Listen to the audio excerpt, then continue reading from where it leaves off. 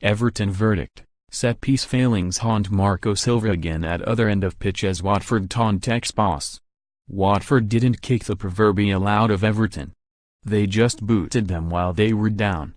This wasn't the bloody battle Troy Deeney had advertised but a poor war of attrition that deserved to finish 0-0.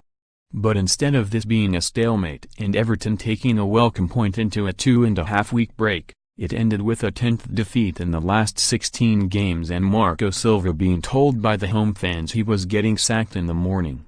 You see, the irony at Vicarage Road was that the Blues' failings, other than conceding yet another sloppy and contentious goal, was not in defending set pieces but in taking them. And in making use of the ball, in creating more than one or two late opportunities and looking anything like a threat. Sure, Gylfi Sigurdsson and Lucas Digne hit the top of the bar, but when push came to shove, and when Everton were running out of time for an equaliser, they were wasteful. Not just in the series of free kicks, dangerously positioned just outside the Watford box but hopelessly hit into the first man, but in the rare sights of Ben Foster's goal which they squandered. Substitute Dominic Calvert-Lewin wasted the best of them all when he headed Kurt Zouma's cross wide with 2 minutes of normal time to go. He had to score. The young striker would meet another cross with another header in time added on but it lacked the power to trouble the Watford goalkeeper.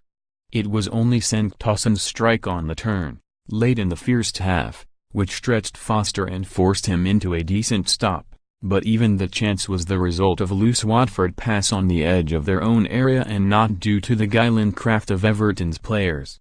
Silva thought this should have been 0-0, so to his players, because the corner from which Watford, eventually, scored the only goal of the game should not have been awarded, they said.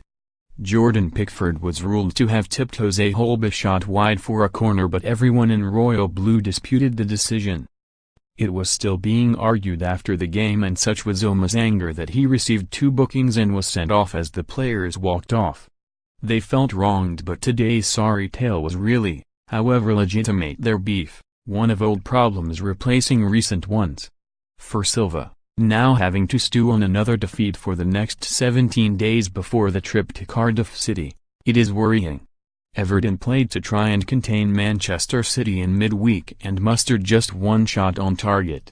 This afternoon against an ordinary Watford, the toothless Blues managed only 3 more. As soon as Richarlison, who bubbled early on, went off the boil you feared that Silva's side were facing an uphill battle. Gylfi Sigurdsson, restored to the starting lineup, failed to make an impact.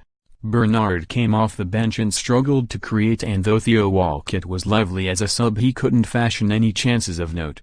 It was Zouma who delivered the cross that Calvert-Lewin should have converted while the ones Lucas Digne, in particular, sent in were cleared comfortably as Tosun reacted rather than anticipated, or did so as the only man in the box. Everton's problems at the back are still there, despite improvements today, but now their issues at the other end have started to reappear. That's if they ever went away, of course. Since the beginning of December only 2 sides have taken fewer points than Everton, and they are the 2 worst sides in the division. A season that was officially going nowhere after the embarrassing FA Cup exit is slipping in the wrong direction with the visit to South Wales on February 26 looking vital. Everton desperately need to win that game. But they will have to do so without one of the players who did not deserve to be on the losing side at Vicarage Road. Zouma, along with Idrissa Gueye, was excellent but unbeknown to the crowing home fans and cursing away supporters, he was sent off. It never seems to rain but pour for Everton and Silva at the moment and the manager must be wondering where the next goal is coming from. In the last 3 games, 2 of which were against sides in and around them in the table, Everton have mustered only 1 goal and just 9 shots on target. A forward line that looked lightweight, but capable, at the start of the season is now looking wafer thin and, well, incapable.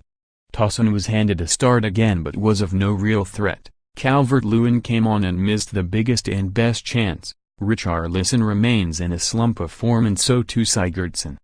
Until the unmarked Andre Gray tapped home at the back post, it had looked as though a toothless Everton would probably earn a share of the spoils but conceding the first goal of any game is bad news for the Blues. This wasn't the kicking that Deeney had advertised, but, make no mistake, it may as well have been given the result.